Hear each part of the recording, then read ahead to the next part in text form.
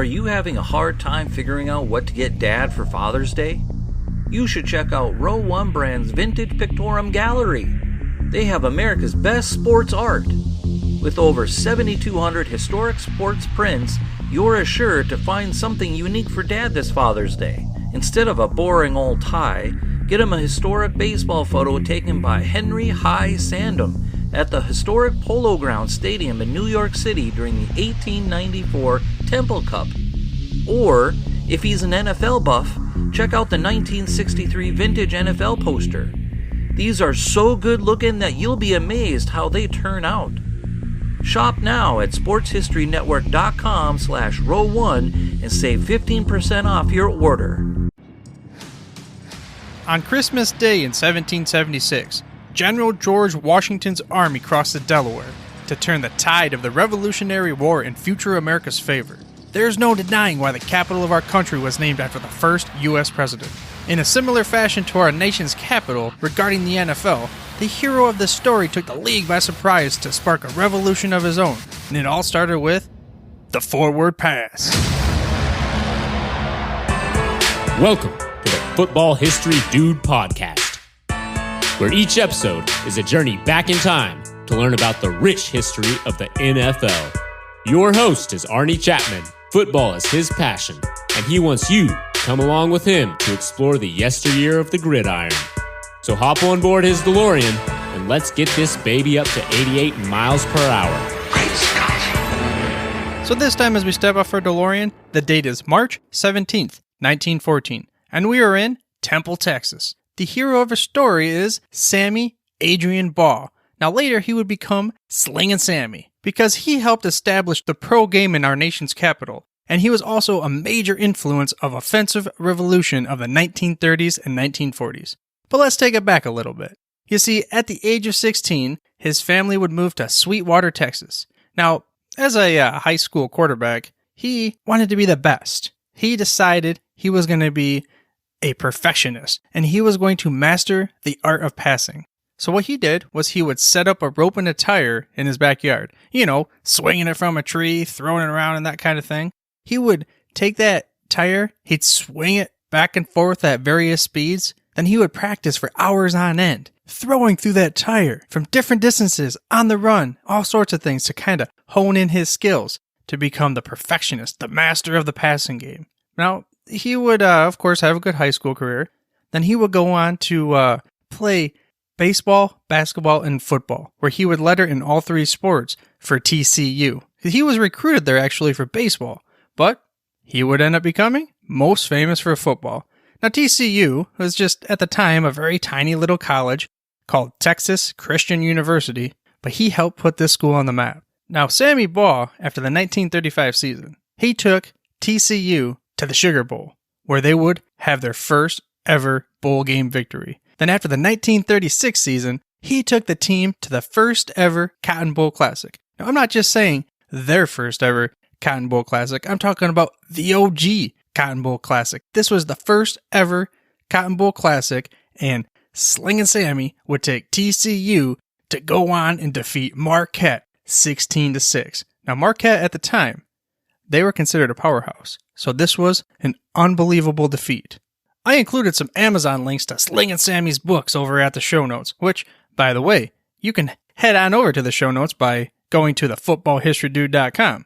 And also, to subscribe for free to the show, make sure you mash that little subscribe button on your podcast player of choice. That way you get the hottest, freshest off the press episodes each and every week.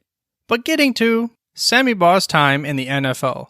In the 1937 draft, he was drafted number 6 overall by the Washington Redskins. So this was also kind of coinciding with the first year with the Redskins being in Washington, D.C. So this would be the beginning of putting the capital as far as the NFL on the map. So here comes in this lanky dude, 6'2", 180 pounds, and this was a physical style of play back in the 1930s. So of course, many didn't believe that he was going to make it. In fact, he actually played minor league baseball in 1937 because he wasn't sure there was anything to him in, professional football either. But alas, he had a hard time hitting a curveball, and they would, send him packing down in the minors and such. And thankfully for us and for the NFL, he decided that he would, quote, give Mr. George Preston Marshall, one NFL season. And then the rest would become history. Speaking of history, the NFL Films top 10 rookie seasons of all time, he clocked in at number 6. Now that year was just unprecedented. Not just because it was a, let's just say, intriguing style of play that this guy brought to the table, but he just broke all sorts of crazy records and all sorts of other things. That year in his rookie season, he would end up leading the league in passing, and he would guide the Redskins to their first ever league championship.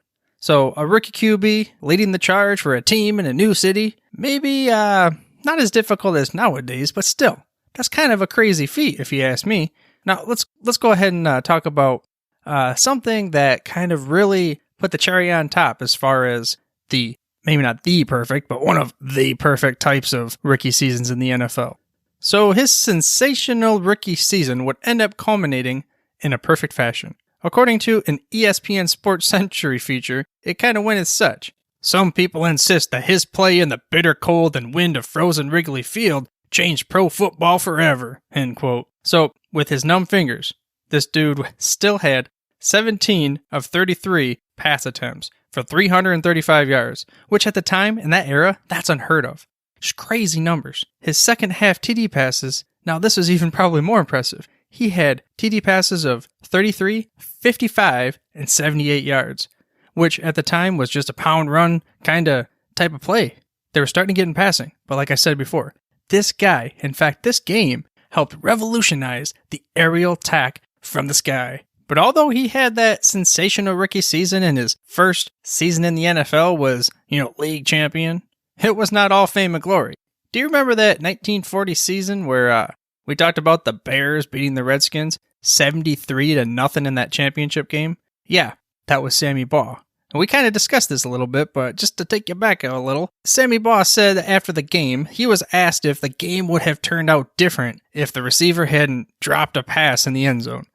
And basically in his deep Texas drawl, he said, yeah, I suppose it would have made it 73-7. There are so many different, records, season statistics and such, and all sorts of things that we could talk about for Sammy Baugh. But the NFL's top 100 list from a 2010 feature put him at number 14. And he was presented by Bill Belichick. We all know this guy. Bill said that his dad actually played a year in the league, and back in 1941, but his dad would always speak highly of Sammy Baugh as a football player and as a person. Bill Belichick, upon presenting Sammy Baugh in this featurette, kind of took him, this is back in 2010, mind you, he combined him with Tom Brady, Brian Moorman, and Ed Reed, a true triple threat player, because he led the league in passing, punting, he was an interception king. Bill said this, to have all those guys on your fantasy football team with just one player, that'd be really hitting the trifecta. Now, I love Bill Belichick talking about fantasy football, but we gotta ask, come on, Bill, why you always gotta be playing minds with us? The running back by committees and thinking it's a passing game, but then you just blow them out on the run and vice versa, and come on, man. I tell you what, if you can ever figure out the method behind the madness of Mr. Bill Belichick, and speaking of fantasy football, then I welcome you to take your shot at trying to pick a triple threat passer, runner, and receiver on DraftKings yourself. Now, if you sign up through my site, you can earn a free ticket into a tournament. You can do so by heading to thefootballhistorydude.com/DraftKings. And again, that is thefootballhistorydude.com/DraftKings for your free entry into a tournament. But with all this talk of triple threat play, I would say that the epitome of the triple threatiness came in 1943, where he actually led the league in passing, punting, and interceptions, which I believe is the only player to do so. A triple crown, which is extremely difficult to earn in the NFL. And in that year, he had a game for the ages. That game came on November 14th of 1943. But first, he 2 weeks later became the first quarterback to throw for 6 touchdowns in a game. So he already had, this ball rolling. But back to this game for the ages. In this game, he also became the first player ever to record 4 interceptions in a game. There are 18 other players since, but none has 5. And again, in the same game, he also had a punt for 81 yards. And why not throw it on top? He also threw for 4 touchdowns. So this has to be one of the greatest single game performances of all time. But that was just par for the course for this guy. I mean, he had way too many games and stories, like I mentioned earlier, to kind of cover in this show. But another famous game, again, came in November, this time on November 23rd of 1947. The Touchdown Club of Washington honored Slingin Sammy with his own day, giving him also a handsome station wagon. Now, he said that he was nervous not to let the fans down on, quote, Sammy Baugh Day. Then he would proceed to go out and throw for 355 yards, 6 touchdowns against the Chicago Cardinals, the team that year would end up winning the championship. So, yeah, let's just say you did not let them down, Sammy. But let's get into some of his stats that weren't so celebrated, but albeit extremely important, especially, for the championship runs that they had. He was not only the innovator in the passing attack, he also happened to be one of the greatest punters of all time. Sammy is second in career punt average, only behind Shane Lechler. Now, Lechler's career started 50 years after Baugh's ended, so there was a huge gap there where he was by far and away the number one. He was also first in punt average for a season. He had a 51.4 average back in 1940. Shane Lechler, the guy who career punt average is most, he is second with 49.11 in 1 year. And this is just a little bit of the, glimpse into the various stats that he had and the impact that he had in the game. But then, he would pass away on December 17th, 2008 at the age of 94. He won 2 NFL championships, and he was unanimously elected as a charter member of the Hall of Fame. So I saw where they said that it was only he and George Halas that shared that honor. Of course, he was a charter member of the College Football Hall of Fame as well, but with the career stats in a total of 16 NFL seasons, there's no wonder. He was 6-time NFL passing leader. He ended up with 21,866 passing yards, 187 passing touchdowns, a 45.1 punt average, and 31 interceptions. So, the old go both ways, 60-minute kind of guy. But like many other great players, he also ended up coaching a few years in the league. 1960 and 61 for the New York Titans, and then in 1964 for the Houston Oilers. Even off the gridiron, he was a star. Republic Pictures signed Slingin Sammy for a lead role in 1941 for a movie called King of the Texas Rangers. Now, according to IMDb, which is an internet movie database, they said that many Western aficionados considered this one of Republic Pictures' greatest Western films of all time. But even with this on-screen fame and the gridiron glory, he was just deep down a good old country boy. I mean, Belichick described how he wasn't in it for the fame or glory. He just wanted to play football and win. Now, he didn't say the Patriot way, but by golly, you know what? I'm sure that what he meant was he played the Patriot way, and he would have loved to have this guy in his team. And this is kind of how he described it himself. Sammy Baugh, in his Hall of Fame speech, said that money did not mean that much to me. I had fun playing football. And then, kind of another funny, but guys, in a way, explaining how this guy was, just kind of right off into the sunset.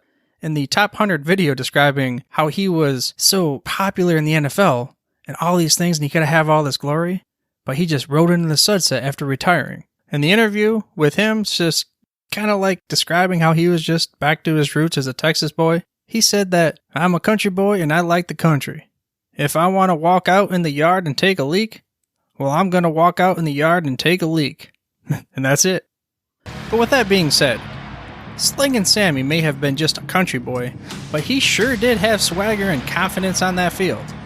Legend has it that a story from his first practice goes as such.